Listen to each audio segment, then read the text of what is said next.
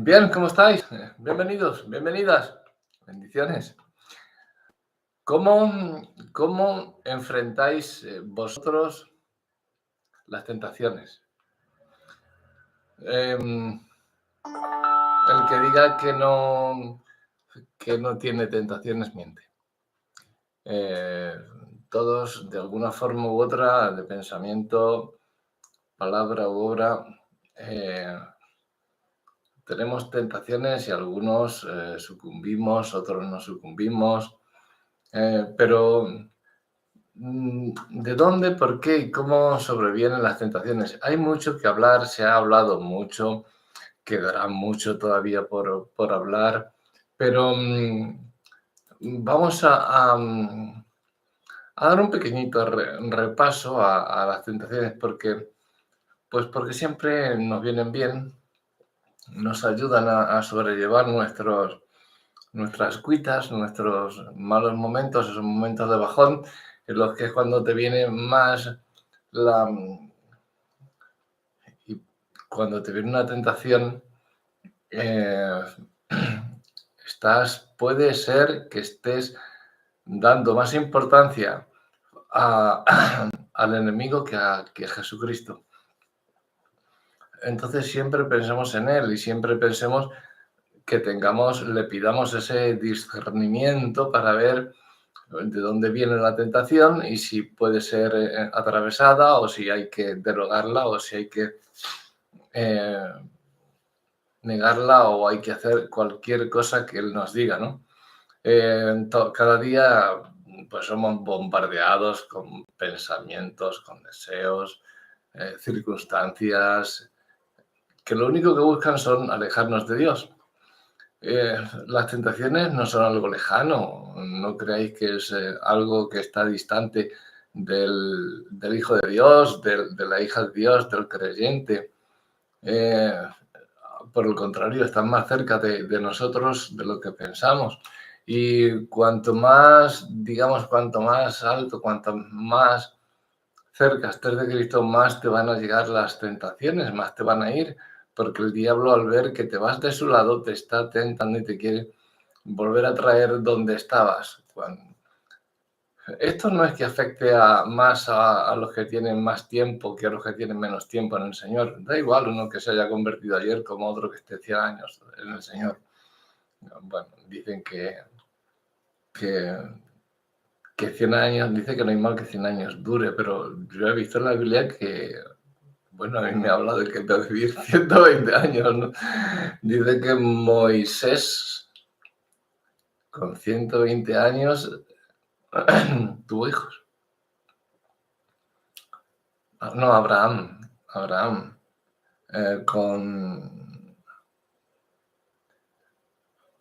después Moisés estuvo 40 años en Egipto, 40 años en el desierto y otros 40 años murió con 120. También Abraham dice que tuvo hijos con Cetura y a mí me estuvieron hablando entre Abraham y Moisés, Cetura, sus esposas, sus primeras esposas, Cetura fue la segunda, pero o la segunda de que habla la Biblia, del patriarca, ¿no? Pero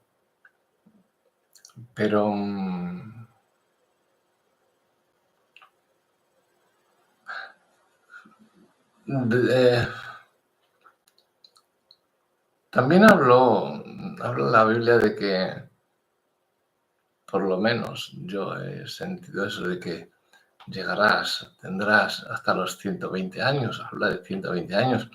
Que ahora la vida son 70 años del hombre, los más robustos 80, pero hay un pasaje que te habla de 120 años.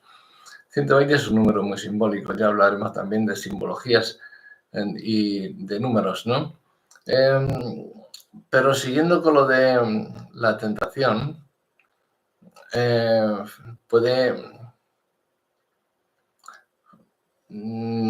hemos dicho que no son distantes, no están lejanas, sino que están muy cercanas a nuestra vida diaria. Y por la presión de encajar los valores del mundo, por la codicia, por bienes materiales, por búsqueda de fama, orgullo, cosas que alimentan el ego, deseos, apetitos que contaminan. La realidad es que la tentación es constante. Pero ¿cómo podemos resistirla? Pues ¿cómo podemos vivir una vida de santidad en un mundo lleno en medio de pruebas? ¿Cómo podemos hacer todo eso? La respuesta es muy fácil, la encontramos en Jesús. Sí, el mismo Hijo de Dios fue tentado. Pero ¿por qué fue tentado el santo y perfecto Hijo de Dios? Nos deberíamos de preguntar, ¿por qué fue tentado? Pues la respuesta a esta pregunta es fácil de responder, ¿no? Él fue tentado para mostrarnos el camino a la victoria. Cuando nosotros seamos tentados, saber el camino que debemos tomar. Dice que entonces Jesús fue llevado por el Espíritu al desierto para ser tentado por el diablo. Vamos a hablar en este estudio sobre la tentación y vamos a coger como referencia el Evangelio de Mateo en su capítulo 4 y versículos 1 al 11, ¿de acuerdo? Mateo 4, 1 al 11. Jesús fue llevado al desierto no por accidente ni por error, sino con un propósito divino. Fue una contradicción directa con Satanás. Perdón, confrontación. No hubo ninguna contradicción en la palabra de Dios ni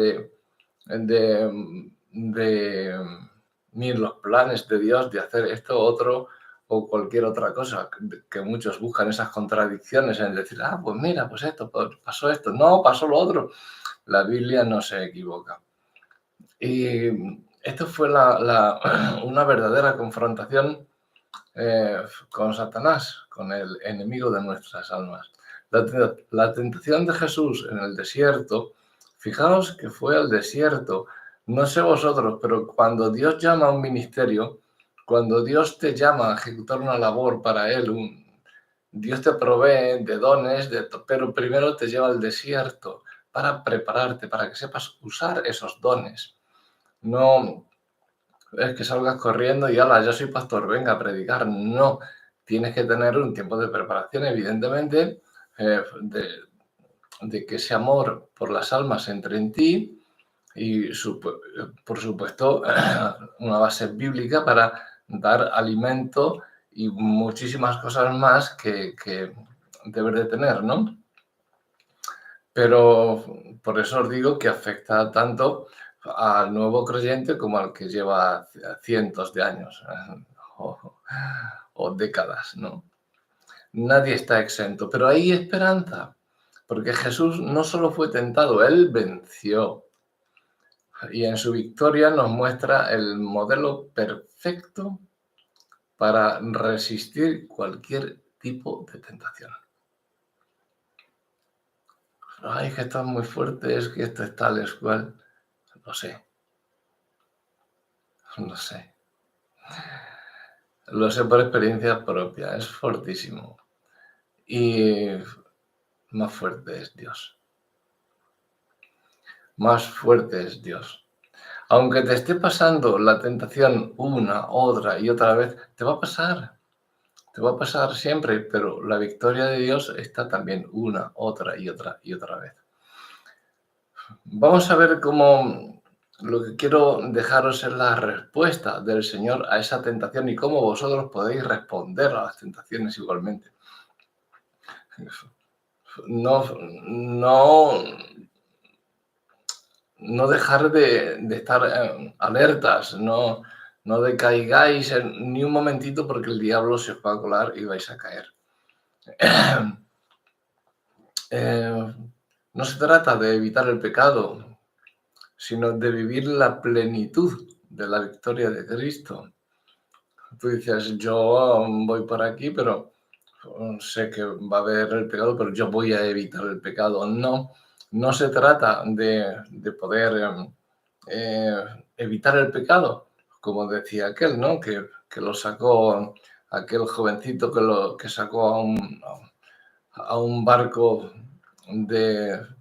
que estaba encallado y no podía salir porque había muchas rocas, estaba en un acantilado y no podían salir. Y un chico joven, uno de allí de la zona, pues fue el que lo sacó y le dijo el capitán del barco, pues es bueno saber, como sabes tú, dónde, por el sitio que hay que ir, el sitio, por el camino que hay que ir, el camino limpio, el sitio que está libre de rocas. Y el chico dijo, no, yo no sé el camino que está limpio, yo sé dónde están las rocas y las evito.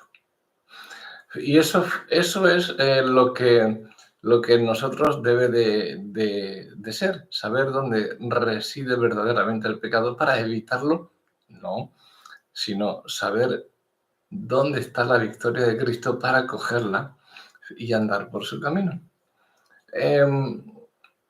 Hay muchas rocas de pecado en nuestro camino, pues hay que saber evitarlas. ¿Cómo? Con la victoria de Cristo, agarrándonos a la victoria, a la plenitud de la victoria de Cristo.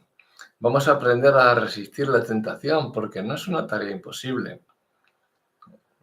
Es decir, es que soy débil, la carne es débil, tal, nos hacemos los pobrecitos, nos hacemos las víctimas, tratamos de buscar a alguien para que nos ayude en ello y al final acabamos cayendo todos.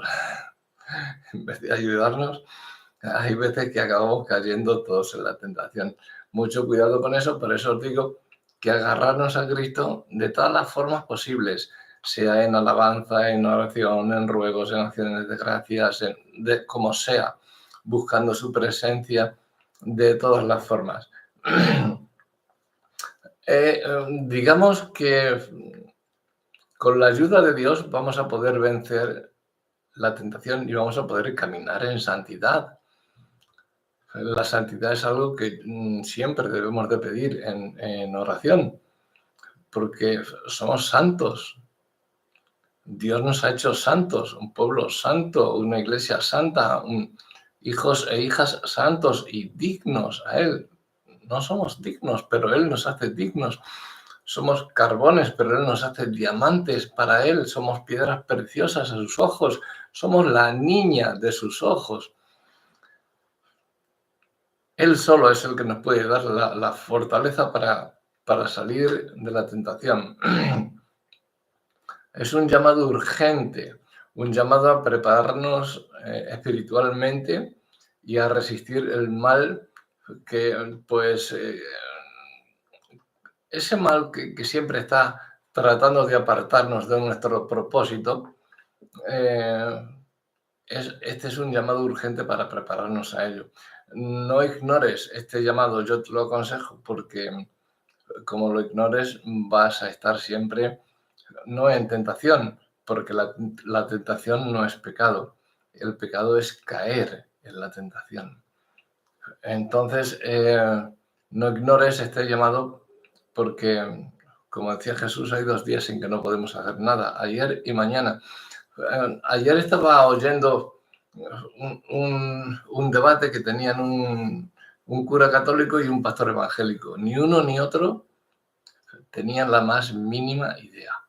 Ni uno porque se haya tirado 9 años en el seminario, ni el pastor evangélico porque haya hecho lo que haya hecho, que no sé lo que habrá hecho para ser pastor, porque hoy en día cualquiera es pastor. Por eso hay tantas tonterías. Entonces el cura lo que quiso, se le notaba más preparado que al pastor, ¿no? Preparado, pero solamente de palabra, de mente, no de corazón.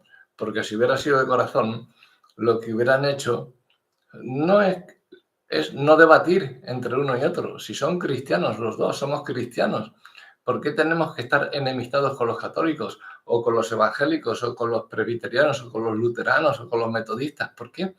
Creemos en Cristo, pues vamos a alabar a Cristo en unanimidad. Y dejémonos de tonterías. Pero claro, es que eso vende.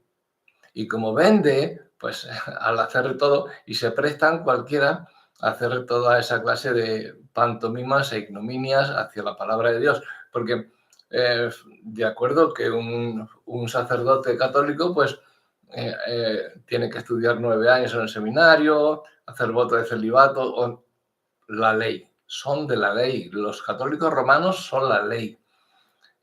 Hay católicos, afortunadamente, hoy en día que ya se están saliendo de ese tipo de ley que antes había. Oh, yo soy todo serios y todo tal. No. Hay católicos que son hasta más liberales que muchos evangélicos bautistas.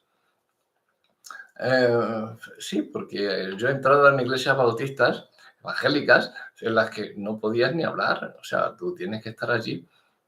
La mujer no se la permite hablar, o sea, tal y como nos dice la palabra de Dios, eso lo llevan a rajatabla, sin saber lo que significa realmente, porque no es que no pueda hablar la mujer puede hasta predicar en la iglesia. Pero lo que no es permitido es enseñar al hombre ni decir lo que el hombre tiene que hacer.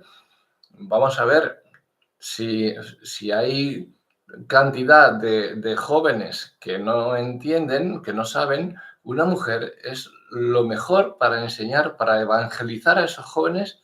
La mujer es la que mejor lo puede hacer. El pastor,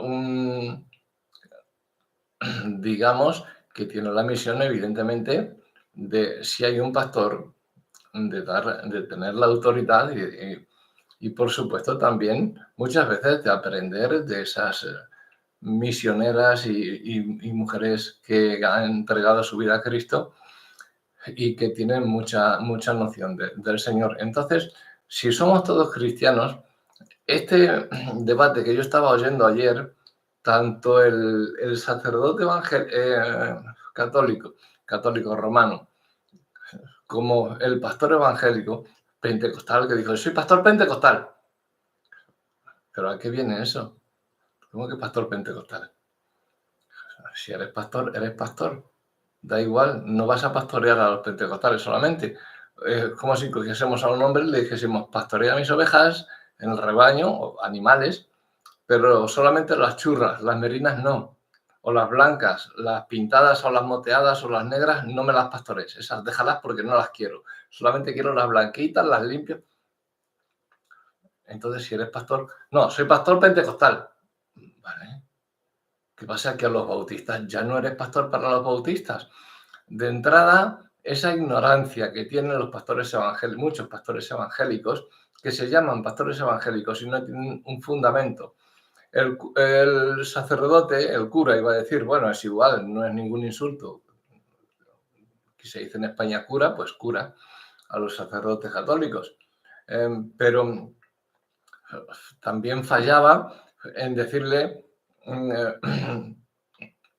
que él estaba leyendo la Reina Valera, que tal, que igual, uno tirándose versículos uno a otro, porque 1 Corintios 24, no sé qué, no sé cuántas, porque esto, porque el otro, pues nada. Porque Pablo lo escribió en griego koiné, y el cura diciendo, esto está en presente continuo, y el otro le decía, ¿pero qué es el purgatorio? El cura no respondía a lo que era el purgatorio. Nada más que le decía, porque Pablo esto, porque Pablo el otro, pero si te he preguntado qué es el purgatorio, dime qué es el purgatorio que tenéis los católicos romanos. Estáis haciendo Jesús, le decía el pastor evangélico, y en eso tenía razón, estáis haciendo Jesús de menos, estáis menospreciando la sangre de Cristo, porque decís que el que se muere va a un purgatorio, ahí es como una lavadora, pum, pum, pum, le limpian de los pecados y va. No. Si mueres en pecado, ya sabes dónde vas. Si mueres salvo, creyendo, eres salvo, pero si no, ya sabes dónde vas. Aquí no hay purgatorio, amigo. Aquí no hay... Pero el cura no sabía decirlo y simplemente se iba a textos para sacarlo fuera de contexto. Y decir, porque Pablo decía que mientras vivimos en la carne, claro, pero sí, estoy de acuerdo contigo, pero es que el purgatorio, estamos hablando espiritualmente y tú te estás hablando de lo que Pablo dijo carnalmente y me estás hablando de un presente continuo que no me entero de nada. O sea, que es un presente continuo, porque lo que acabamos de decir ya está en pasado y el futuro pertenece a Dios. Vivimos un presente continuo, ¿no? No, se ha pasado y hay un futuro. Y como me gusta decir a mí, que Dios nos dice que solamente tenemos un día para trabajar, el hoy. El ayer no puedes hacer nada porque ya pasó y por mucho que te empeñes no vas a hacer nada. Y el mañana pertenece a Dios, por lo tanto es ahora cuando puedes hacerlo, pero no es un presente continuo de que estés haciendo siempre la misma cosa. No, existe un pasado, un presente y un futuro. Si no tuviéramos la esperanza de un futuro glorioso, ¿de qué nos sirve estar haciendo nada para el reino, ¿no? De los cielos? Entonces, si estaríamos viviendo un presente continuo, sería como la película esa de El día de la marmota, ¿no? Que nada más que todos los días eran lo mismo, todos los días lo mismo, lo mismo y lo mismo. Bueno,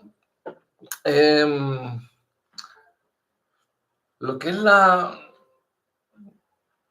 debemos de reflexionar sobre nuestra vida en estos temas, porque muchas veces nos ponen un poquito alterados, ¿no? Como a mí me ponían ayer estos dos, que en vez de ponerse de acuerdo y alabar a Dios, estaban tirándose uno a otro versículos de la Biblia, o sea, palabra de Dios la estaban usando como arma, como dardos arrojadizos, pero usarlos para uniros, no para pelear entre vosotros a ver quién tiene más razón, a ver quién es el que tiene razón. Ninguno tenéis razón si os ponéis así. Ninguno. Porque no estáis amándoos como Jesús nos mandó que hiciéramos. Entonces examinemos nuestros corazones y reconozcamos las áreas donde somos tentados, donde nos vienen cosas que vemos solos, no vamos a poder, entonces necesitamos a Dios. Seas católico, no romano, los católicos romanos son sectas y mentiras, idólatras,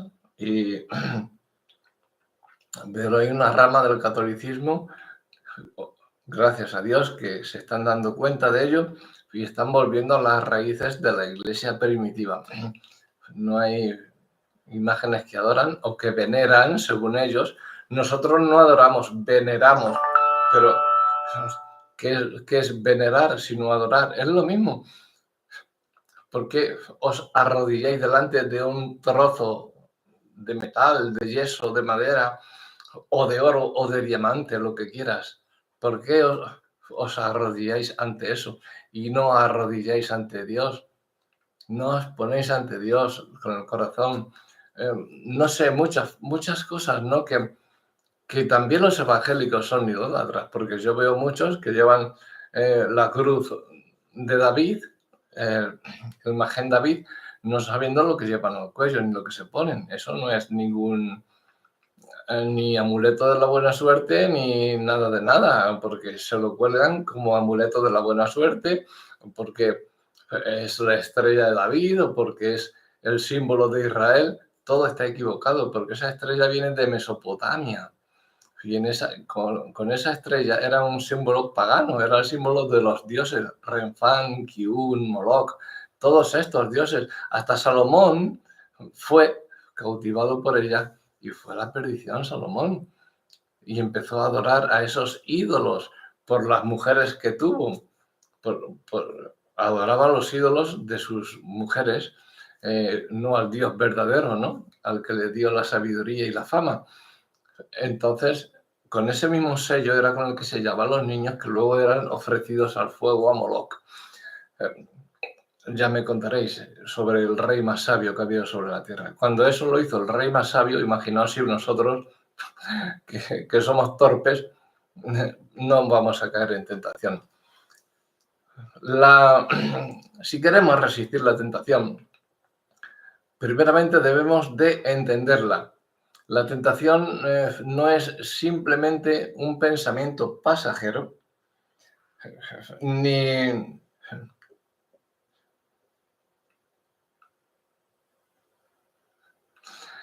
¿cómo decirlo? Un pensamiento pasajero, algo, una idea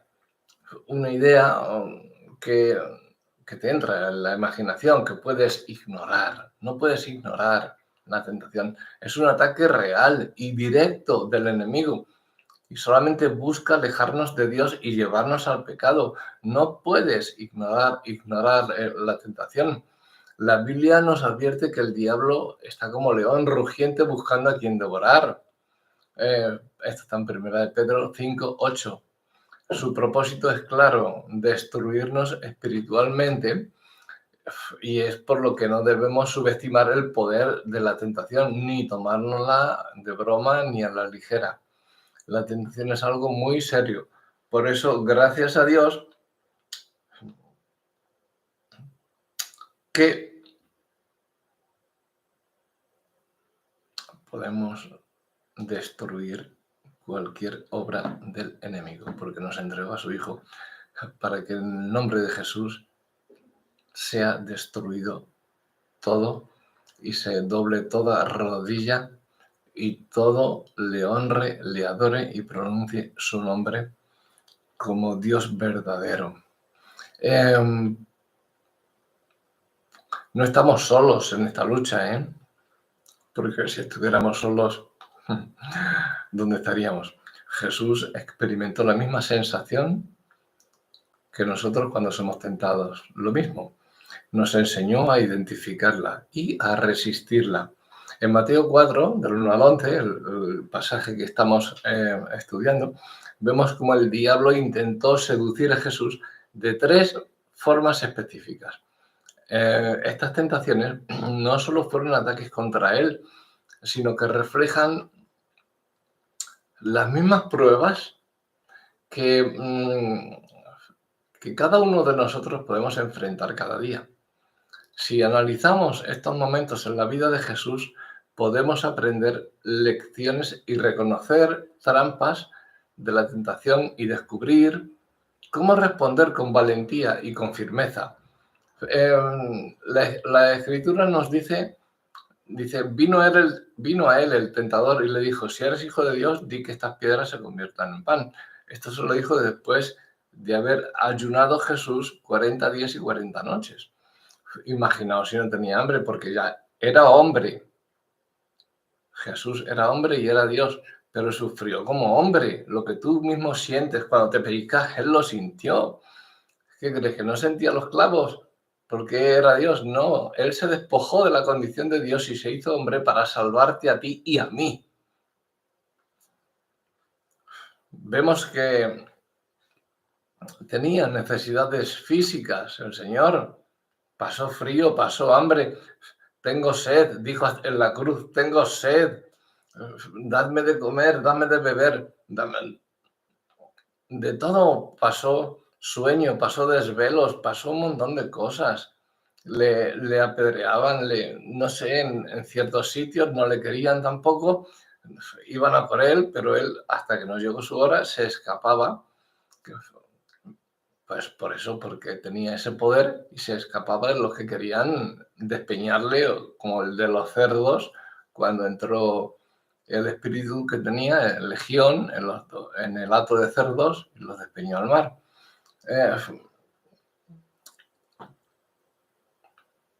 Hay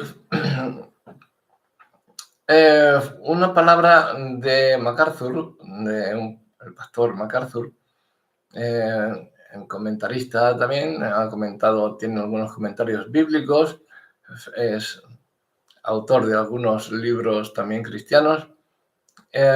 Dice que Satanás, palabras textuales de MacArthur, Satanás buscó inducir a Cristo a desconfiar del cuidado providencial de Dios y tomar el asunto en sus propias manos.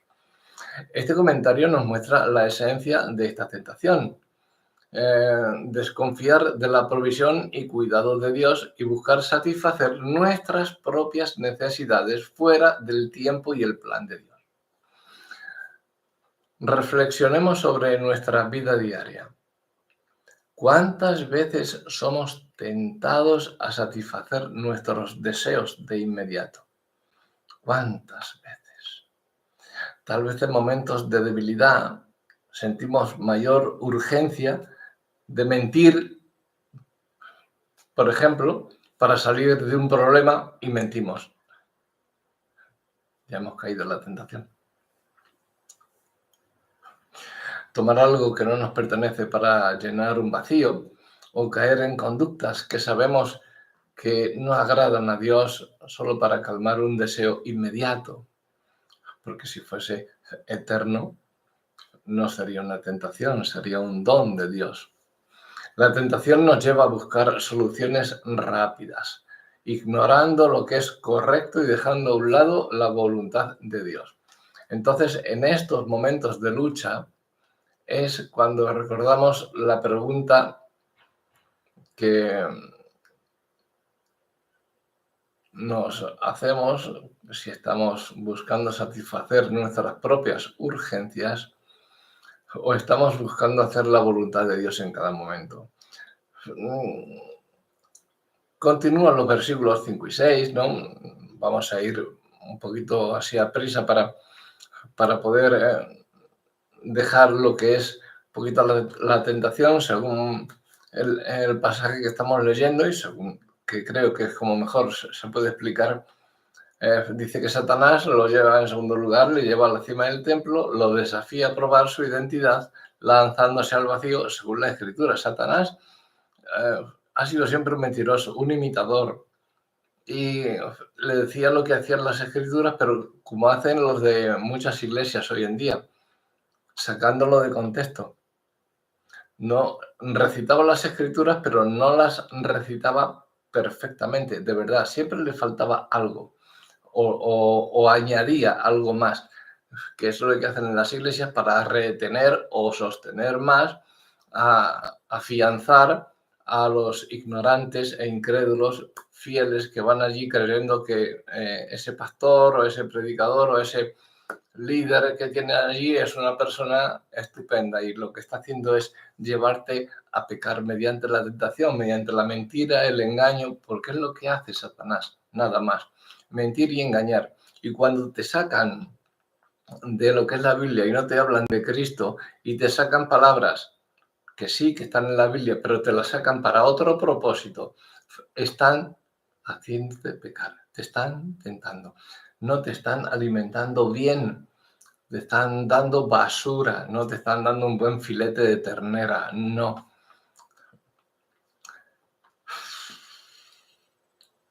Vamos a pensar en nosotros mismos por un momento. ¿Cuántas veces buscamos demostrar nuestra valentía, lo valientes que somos, nuestro valor a los demás? Pues yo he estudiado en tal sitio, pues yo tengo el título de tal, yo tengo una carrera de esto, yo de lo otro, ¿Cuántas veces buscamos demostrar nuestro propio valor a los demás? Queremos dejar admirados a otros de lo que somos, ¿no? Que nos admiren. Eso es orgullo. Ansiamos reconocimiento por nuestras habilidades. No reconocemos que son de Dios, no nuestras. Porque si yo tengo el don de que me gusta estudiar, es porque Dios lo ha puesto en mí. Y me gusta estudiar y me quedo con las palabras y apruebo los exámenes que me dan, pero es Dios quien lo ha puesto en mí, no mis fuerzas ni mi naturaleza y mucho menos mi inteligencia, porque Dios me libre, soy más torpe que... Entonces, ¿por qué queremos que otros nos admiren? Esos son solamente complejos de inferioridad. Yo he estado aquí, yo he estado allí, yo he hecho esto, yo he hecho lo otro, yo tengo esto, yo tengo lo otro. Pero ¿a qué viene eso? Háblame de Cristo y de la obra redentora. Háblame, lléname, llévame por ese camino, enséñame qué es lo que yo quiero. Pero que yo te vea a ti, primeramente, antes de que me enseñes, que yo te vea a ti que eres verdaderamente un hijo de Dios. No alguien que viene a incitarme para tentarme y que yo peque. Como muchos pastores hacen en muchas iglesias hoy en día, tergiversando y difuminando el Evangelio totalmente y tergiversando la palabra de Dios. Entonces, queremos que ansiamos ese reconocimiento por nuestras habilidades. Incluso deseamos que Dios, y se lo pedimos, que haga algo específico con nosotros, que seamos una luz. Señor, hazme ser una luz, que vean en mí tu imagen. Yo lo he pedido muchas veces, pero quiero ser tu fiel imagen, Señor, pero para que ellos no se fijen en mí, sino en ti. Pero muchas veces empezamos a pedir, cuando Satanás se cuela, y empezamos a pedir para nosotros y a poner a prueba ese amor que Dios nos ha concedido, que ya ha sido claramente demostrado en la cruz, el amor de Dios, ¿no?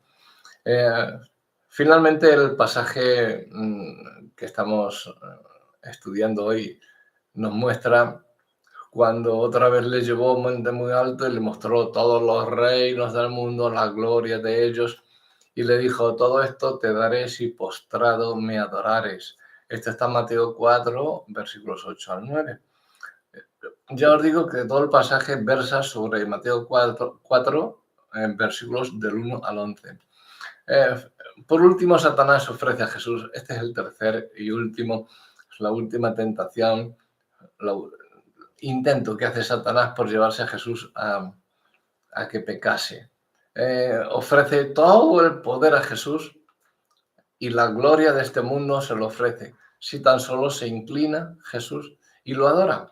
Y aquí vemos una de las tentaciones más peligrosas, la búsqueda del éxito. Mirad, yo cuando a lo primero de convertirme, bien, tal, pero luego a medida que iba estudiando ya y me hicieron líder del grupo, líder de iglesia, empezamos a dar estudios de pastor, para pastor, me hicieron también, me subieron al grupo de alabanza, empecé a tocar en el grupo de alabanza, fui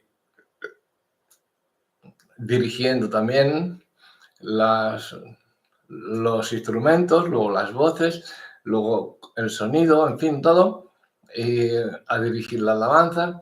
Y me dijeron, cuando ya me hicieron pastor, me dijeron, ahora ten mucho cuidado, Rafa, y que no caigas en las 3 Fs.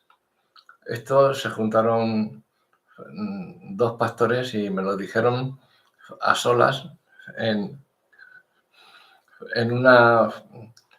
un local que yo había, el Señor me había entregado la amistad de un director de un banco y fue el que por medio de él, pude obtener una casa de acogida para necesitados, drogadictos, alcohólicos, gente sin hogar, maltratada, en fin. Y pude obtener una casa por medio de esta persona.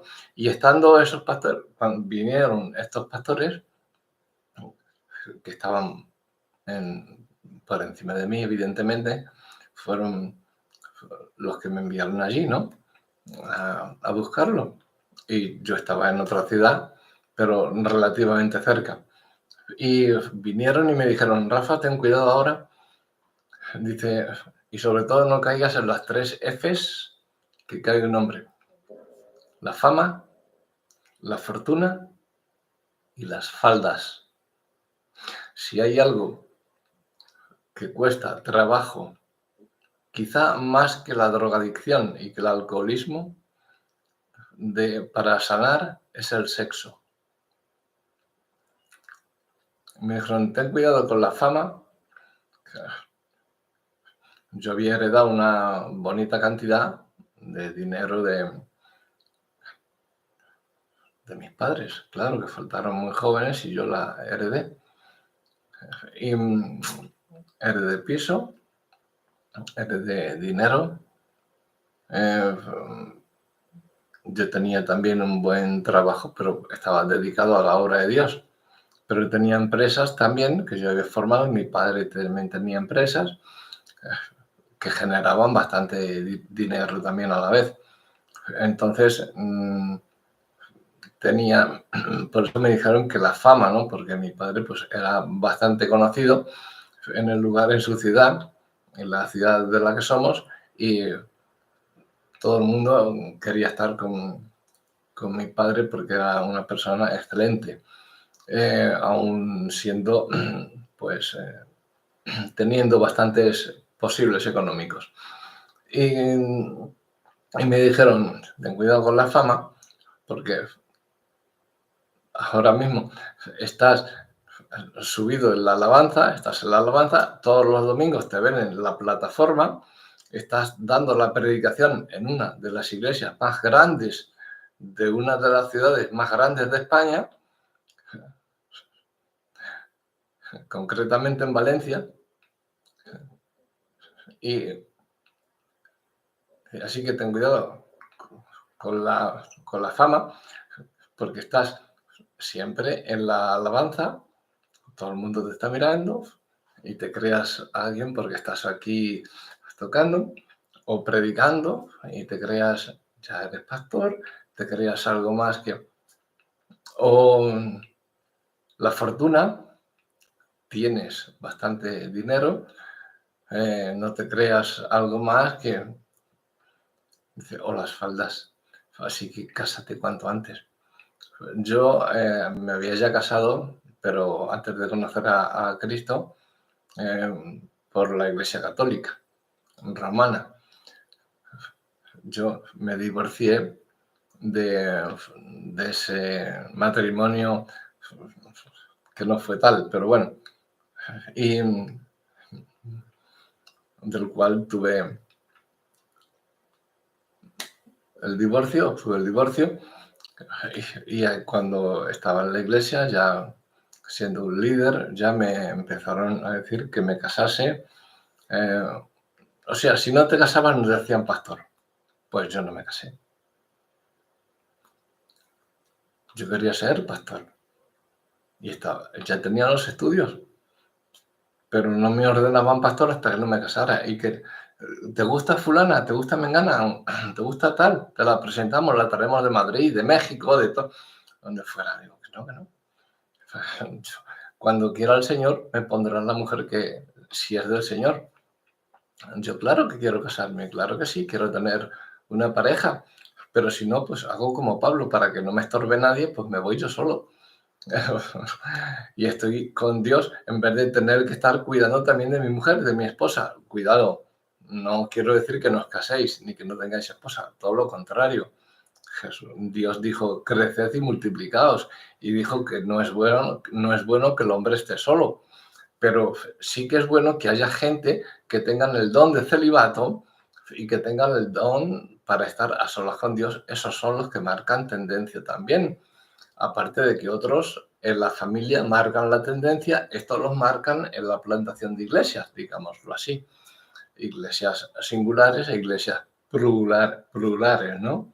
Plurales, que no me sale. Entonces, cuando me dijeron eso, que tuviese cuidado con la fama, la fortuna y las faldas, es lo que yo os traslado a vosotros. Cuidado, porque esas son las tentaciones en que vais a caer.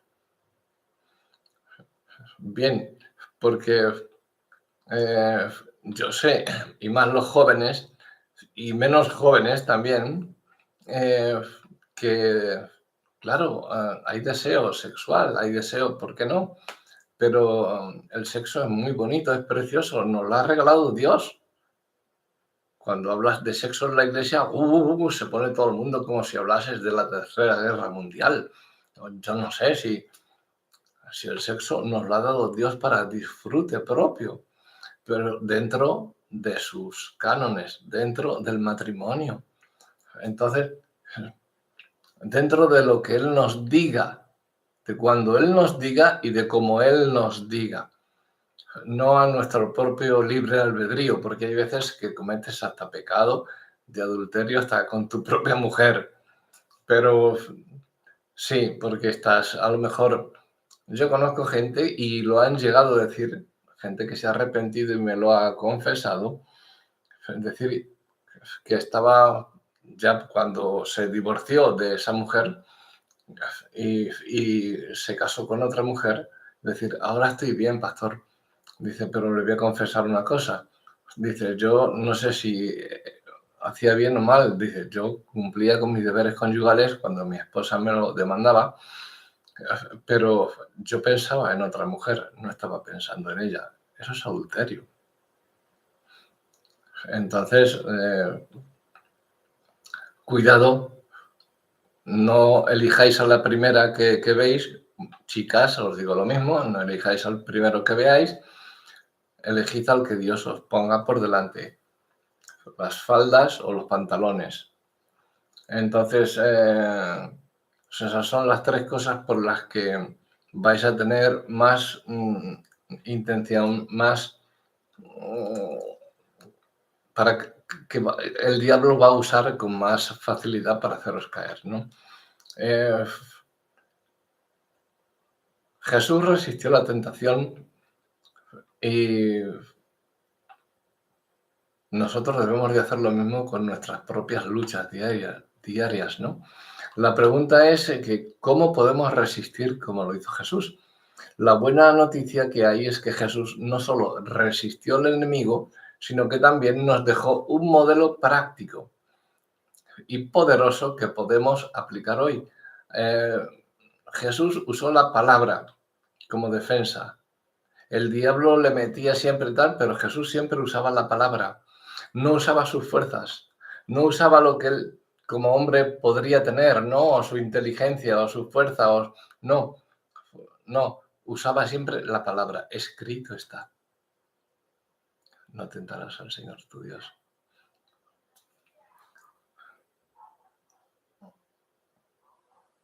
Siempre, en todas las tentaciones de Satanás, respóndele con la palabra de Dios. Repréndele y no volverá a ti. Cuando Satanás le tentó convertir las piedras en pan, Jesús le respondió con la escritura, diciendo, escrito está, no solo de pan vivirá el hombre, sino de toda palabra que sale por la boca de Dios. De la boca de Dios. Al citar Deuteronomio 8:3, Jesús nos revela algo esencial. Nuestra verdadera vida y fortaleza vienen de la palabra de Dios. Aunque el hambre física era real, 40 días, 40 noches sin comer, tenía un hambre, como decimos aquí, un hambre que da calambre, ¿no? O sea, se comía cualquier cosa que pillara. La necesidad espiritual, aunque tenía mucha hambre, la necesidad espiritual debe ser en nosotros mayor que el hambre más profunda que podamos tener. Hambre no solamente de pan físico o de hambre de una mujer o de un hombre, hambre de riquezas, hambre de codicias, que nuestra hambre espiritual sea mayor que ese tipo de hambre. Jesús enfatizó que no vivimos solo para satisfacer los deseos inmediatos, sino que nuestra dependencia total debe estar en Dios y en su palabra. La Escritura es la defensa que tenemos contra las mentiras del enemigo. Grabáoslo bien. Las 3 Fs para los hombres, las faldas, bueno, y para las mujeres ahora con los hombres que también visten faldas o visten, yo qué sé, cómo visten ahora, pero bueno, hay en un país, ¿no? En Escocia, en el que los hombres visten con el kirs, que le llaman, ¿no? Que son faldas. También, así que allí también tendrán a las mujeres la fama, la fortuna y las faldas, porque los hombres visten falda. Entonces, pero al referirse a faldas, te refieres a la pareja, al hombre o a la mujer. La fortuna del hombre o de la mujer. Y la fama del hombre o de la mujer. Igual. Vamos a pensar entonces, porque tenemos, ya sabemos que nuestra arma más poderosa contra la tentación, la Escritura, la palabra de Dios. Pensamos entonces si estamos usando bien la palabra de Dios de la misma manera que Jesús.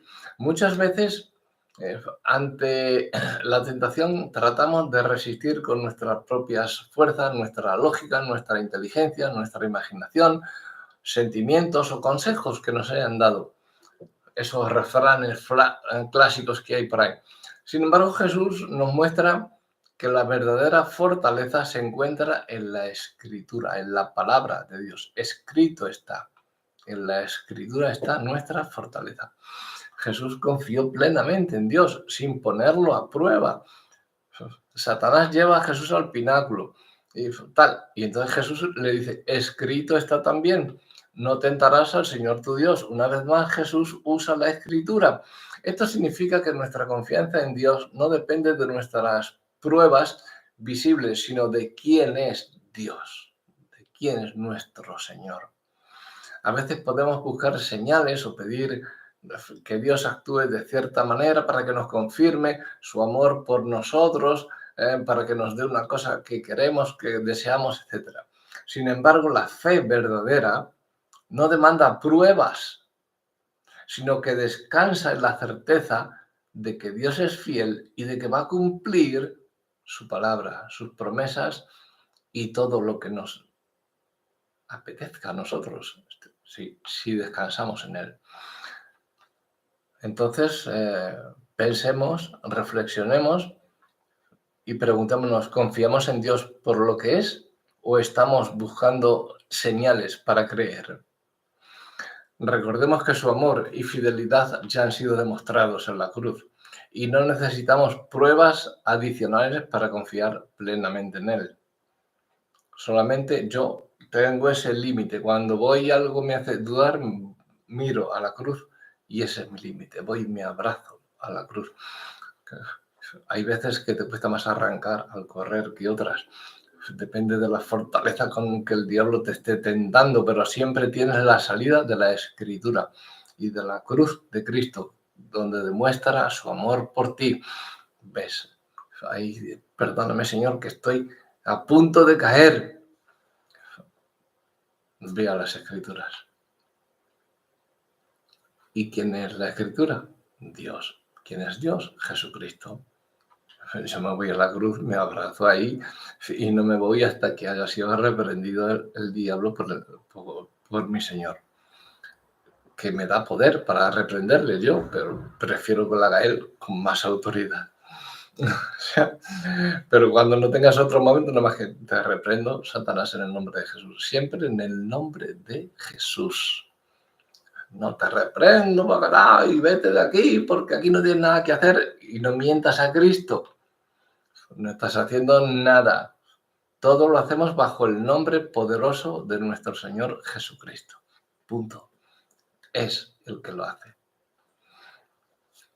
Jesús puso a Dios por encima de todo poder y de toda riqueza. Matthew Henry dice, todos los reinos del mundo, respecto a esta tentación, nos habla diciendo, todos los reinos del mundo y su gloria solo son una pobre sombra comparada con la gloria del reino de Dios. La tentación de buscar poder y riquezas nos puede distraer y desviar de nuestra verdadera adoración al Señor, a Dios. Jesús nos llama a poner a Dios en primer lugar y a no permitir que las ambiciones temporales, esos brillos que nos llaman a veces del mundo, nos separen de Él. Lo que el mundo puede ofrecer es pasajero, solamente el reino de Dios es eterno y su palabra. Entonces vamos a examinar nuestro corazón preguntándonos también, ¿hemos puesto algo por encima de Dios en nuestra vida? ¿Le estamos ocultando algo? Le hemos entregado el corazón, pero le estamos ocultando algo, le estamos escondiendo algo que... Todo esto es tuyo, Señor, pero este rinconcito déjame llevar. No, entrégaselo todo. Y aplica el ejemplo de Jesús a tu vida también. Hay poder también y tenemos victoria en el poder del Espíritu Santo sobre la tentación, porque el Espíritu Santo es quien nos fortalece y nos dirige en la tentación. Eh, si os acordáis de Billy Graham, un famoso predicador, ¿no?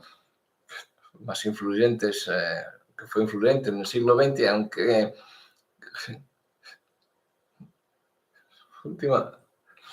últimamente hizo algunas declaraciones que no encajaban mucho, pero bueno, a un hombre de Dios por completo, y no hay por qué dudar, explicó de manera clara la importancia del Espíritu Santo. Dijo, el Espíritu Santo nos da poder, mucho más allá de nuestras habilidades naturales. Este poder está disponible para todos los que buscan vivir una vida que agrade a Dios. El Espíritu Santo no solo nos da la fuerza necesaria para enfrentar las tentaciones, sino que también nos guía, nos da discernimiento y nos muestra el camino a seguir cuando las pruebas parecen que no las vamos a poder superar. Son abrumadoras. Así como Jesús no caminó solo, tampoco nosotros estamos solos. Estamos llamados a caminar en nuestras propias fuerzas, no estamos llamados a caminar con Jesús, hacia Jesús, con Jesús y por Jesús. Somos de Cristo, es cristocéntrico. ¿Cuándo empezaron a llamar cristianos a los seguidores de Cristo, a los discípulos? En Antioquía. Pero, mira, cristiano significa pequeños cristos. A mí me gusta llamarle, somos cristitos. Pero se lo empezaron a llamar como no como un apelativo cariñoso, sino como un adjetivo peyorativo, o sea, como un insulto. Ahí vienen los cristianos estos, los pequeños cristos,